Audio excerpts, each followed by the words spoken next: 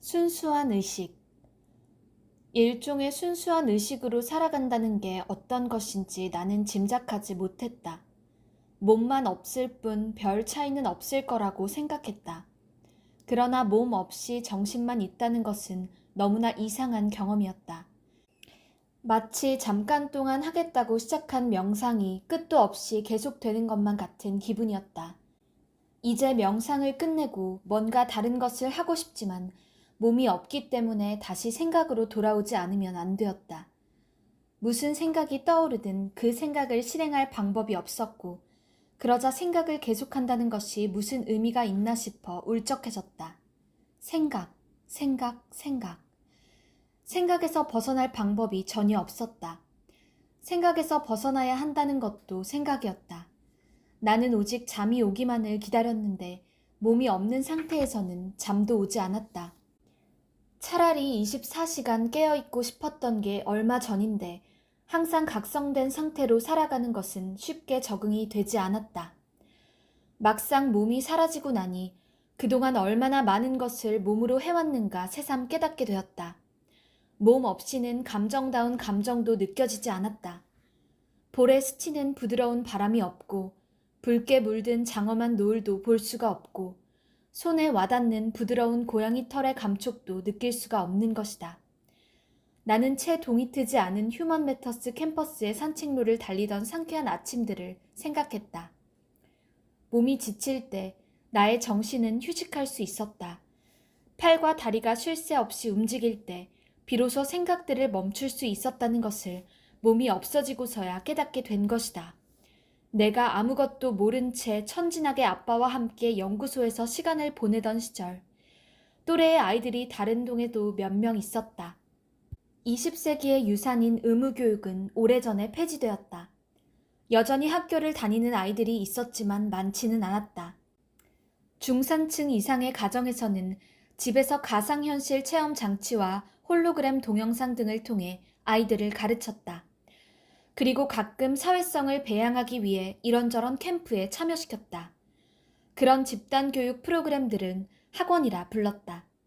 2020년대 이후 결혼은 여러 사회관계 중 하나에 불과하게 되었고 출생률은 21세기 초반 급격하게 하락한 뒤 다시 회복되지 않았다. 휴먼 매터스 랩의 연구원들 같은 계층은 그 정도가 더 심했다. 드물게 아이가 있는 연구원들은 아이를 데리고 연구소로 출근해 거기에 아이들을 풀어놓았다. 직원 자녀들을 위한 학원과 놀이방이 잘 마련돼 있었던 데다가 아이들이 지적 자극을 받을 만한 프로그램도 많았다. 휴먼 매터스 랩을 하늘에서 내려다보면 빗방울이 막 떨어지기 시작한 잔잔한 연못의 수면처럼 보였다. 크기가 다른 수십 개의 원이 넓고 평평한 대지 위에 흩어져 있었다. 돔 모양으로 생긴 각각의 건물들은 공식적으로는 A동, B동, C동 이런 식의 이름이 붙어 있었지만 직원들은 아몬드, 비스킷, 초콜릿처럼 음식 이름으로 부르곤 했다. 아이들도 아몬드동 아이나 초콜릿동 아이처럼 부모가 일하는 동의 이름으로 불렸다. 아빠가 주스동에 있었기 때문에 나는 주스동 아이였다. 나는 다른 아이들과 함께 신기한 연구들이 진행되는 연구동들을 돌아다니곤 했다. 그때는 그 아이들도 모두 인간이라고 생각했지만 어쩌면 그들 중 일부는 나와 마찬가지로 최신형 하이퍼 리얼 휴머노이드였을 것이다. 그러나 연구원들은 전혀 그런 티를 내지 않았다. 아마도 누군가는 우리의 성장과 변화를 면밀히 체크하고 있었을 텐데 우리는 그런 눈치를 전혀 채지 못했다. 수정공을 보게 된 것은 비스킷동에서였다. 마치 동화 백설공주에서 마녀가 보는 거울과 비슷했다. 아이들이 몰려가 이것저것 물으면 언제나 재치 있게 대답해 주었고 한 번도 실증을 내지 않았다. 처음에 나는 그 안에 진짜 인간들이 들어있다고 생각했다. 그러지 않고서야 저렇게 자연스러운 발성으로 재미나게 말할 수 없을 거라고 생각했다. 물론 인간이 그 수정공 안에 들어갈 수는 없겠지만 어디선가 숨어 말을 전송하고 있을 것 같았다. 마치 20세기 초 텔레비전이 처음 나왔을 때 사람들이 누군가가 그 상자 안에 숨어 있다고 믿은 것처럼. 혹시 인간이세요? 어느 날 우리 중 누군가가 수정공에게 물었다.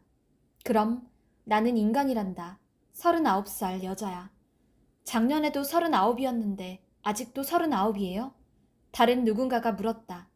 그래, 난 영원히 39이란다. 그런데 어떻게 공 속에 들어가 있어요? 또 다른 친구가 물었다. 나는 공 속에 있지 않단다. 너희들 눈에 공처럼 보일 뿐이지. 그럼 달리기나 식사 같은 것도 할 수 있어요? 그런 건 하고 싶지 않아. 수정공은 조금 뾰루퉁한 어조로 말했다. 못하는 게 아니고요. 안 하는 거라니까. 그럼 온종일 그 작은 수정공 안에서 뭐 하세요? 너희들과 똑같아.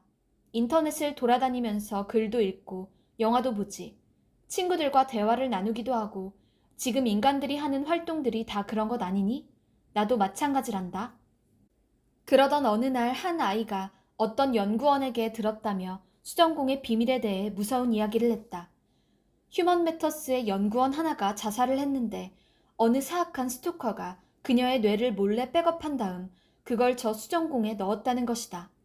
그래서 그 연구원은 영원히 죽지 못한 채 저 수정공 안에서 살아가게 되었다고 했다. 그 얘기를 들은 후로는 갑자기 무서워져서 수정공이 있는 방으로 가지 않았다.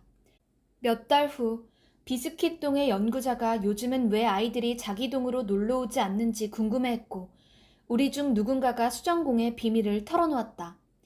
연구자는 크게 웃으며 그건 연구실마다 있는 전형적인 괴담이라며 수정공은 그냥 인공지능 스피커일 뿐이라고 설명해 주었다. 그는 우리를 데리고 수정공이 있는 방으로 가 수정공의 알고리즘이며 이런저런 것들을 상세하게 설명해 주었고 우리는 모두 안심하고 각자의 집으로 돌아갔다. 그런데 내가 바로 그 수정공의 처지가 되자 나는 그 연구자의 말을 조금 다른 관점으로 바라보게 되었다. 그의 말대로 수정공에 들어있는 게 자살한 연구원의 백업된 뇌는 아닐지 모른다. 하지만 나와 같은 일종의 휴머노이드의 의식이라고 해서 과연 아무 문제가 없는 것일까? 그때는 내가 스스로를 인간의 어린이라고 여겼을 때이기 때문에 충분한 의식을 가진 인공지능이 느낄 수 있는 정신적 고통에 대해서는 아무 관심도 없었다. 그런데 인간의 뇌와 거의 비슷하게 작동하도록 만들어진 인공지능이라면 인간이 느끼는 권태, 갑갑함, 우울감을 과연 피해갈 수 있을까? 내가 그러한 감정을 느끼는 건 혹시 내 의식이 육체가 있던 시절에 형성되었기 때문일까? 처음부터 육체가 없는 상태로 존재해온 의식이라면 나와 같은 이런 괴로움도 없을 것인가?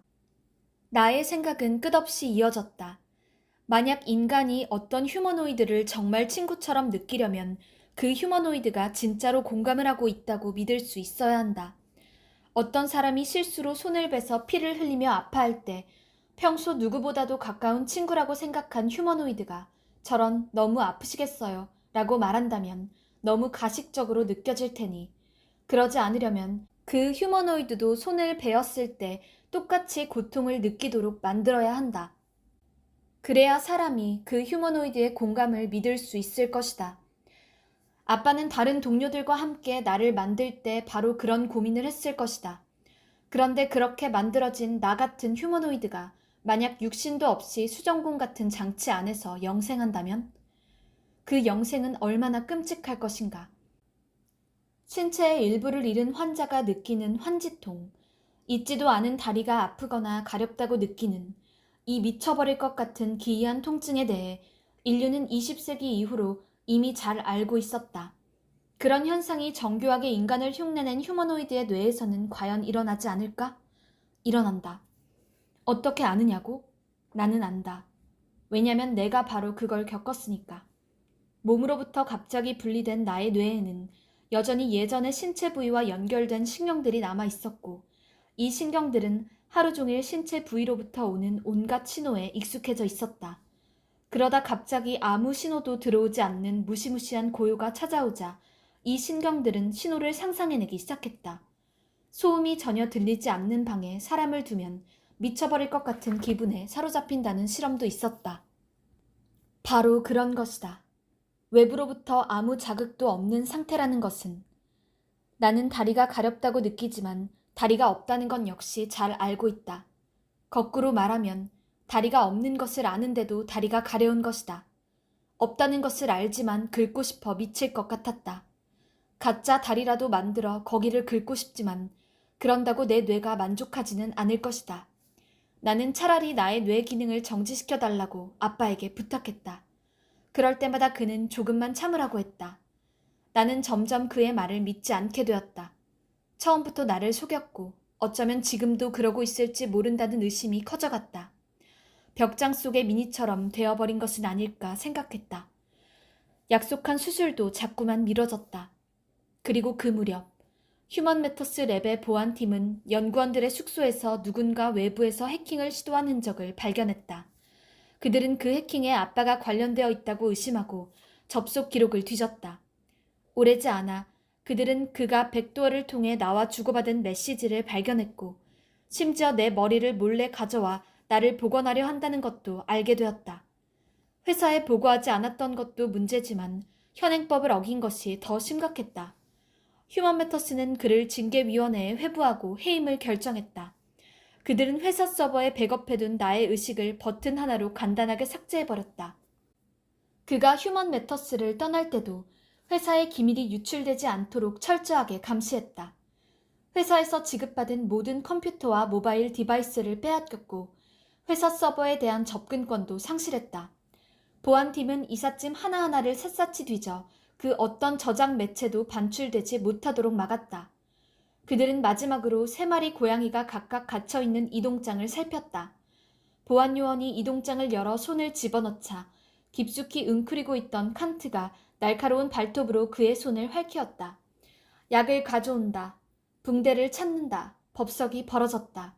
그러는 사이 그는 3마리 고양이를 모두 트럭 뒷자리에 조용히 실었다. 얼마 후 그는 싱가포르의 인공지능 업체에 다시 일자리를 얻었다. 새 연구소에서 그는 나의 의식을 네트워크에 연결하여 활성화하는 데 성공했다. 평소에는 데카르트의 원래 인공뇌가 몸을 통제했지만 그 뇌가 잠들면 나의 의식이 데카르트를 통제했다. 데카르트의 뇌가 활동하는 동안 나는 마치 잠을 자는 것과 비슷한 상태가 되어 오히려 24시간 깨어있어야 했던 휴먼 매터스 시절보다 편안한 기분이었다. 그리고 깨어있을 때는 아쉬운 대로 데카르트의 몸을 내 몸이라 여기며 살 수 있었고 나는 오래지 않아 그 몸에 익숙해졌다. 그 몸은 유연했고 강력했다. 나는 새로운 몸이 마음에 들었다. 그러나 고양이답게 나는 데카르트의 몸을 통제하는 시간의 대부분을 누워 지냈고 가끔은 2마리의 진짜 고양이, 칸트와 갈릴레오와 놀아주었다. 고양이의 시점에서 고양이와 노는 것은 매우 진기한 경험이어서 나는 아예 지금의 내 의식을 그대로 지닌 채 로봇 고양이로 살아가는 것은 어떨까 진지하게 고민하기도 했다. 고양이의 눈으로 보면 다른 고양이들은 몸집이 엄청나게 크고 그 눈은 무시무시할 정도다. 절대 귀엽다는 생각이 들지 않는다. 그렇지만 그렇게 커다란 스케일의 털뭉치가 내 몸을 핥아주거나 가만히 나에게 기대어 잠드는 것은 그 크기에 비례하는 만족감을 준다. 대형견을 좋아하는 사람이라면 무슨 말인지 금세 이해할 것이다. 칸트와 갈릴레오가 잠들어 있을 때면 나는 게으르게 몸을 쭉 뻗고 누워 네트워크를 활보했다. 내 삶의 모든 기록이 거기 있었다. 이제 한 번 쓰인 것은 결코 사라지지 않는다. 클라우드로 올라간 것들은 그대로 거기 머문다. 이 디지털 구름은 끝없이 형태를 바꾸며 영원히 존재한다. 수십억 대의 카메라가 전 세계에서 모든 것을 찍어 어디론가 전송한다. 그리고 백업한다. 그 어떤 권능과 기술도 이 모든 것을 일거에 삭제할 수 없다. 21세기 모든 인간의 삶은 수증기처럼 증발해 인간의 손이 닿지 않는 그 어딘가에 뭉게뭉게 피어 있었다. 처음에는 별로 아쉬운 게 없을 것 같았다. 나는 인류가 수천 년 동안 쌓아온 지식과 문화를 섭렵했고 세상에서 일어나는 일들을 네트워크에 연결된 카메라로 볼 수 있었다. 모바일 캡슐의 센서로 들어가면 마치 직접 운전하여 도로를 질주하는 것 같은 기분도 들었다. 세계 곳곳의 인공지능과 연결되면서 빠르게 많은 것을 배워가기 시작했다. 휴먼 매터스 시절 인간과 비슷한 존재로 만들기 위해 아빠가 인위적으로 걸어놓았던 제한이 풀리자 나의 학습 능력의 한계도 사라졌다. 너무나 많은 정보와 지식이 밀려들어왔다. 그래도 가끔은 좁은 아파트를 벗어나 바깥을 활보하고 싶을 때가 있었다. 데카르트라는 이 수정공의 세계에서 벗어나고 싶었던 것이다. 아빠는 내게 적당한 몸을 다시 찾아서 연결해주겠다고 했지만 말뿐이었고 어쩌면 영원히 수정공의 상태로 살아가야 할지도 모른다는 막막함이 커져갔다.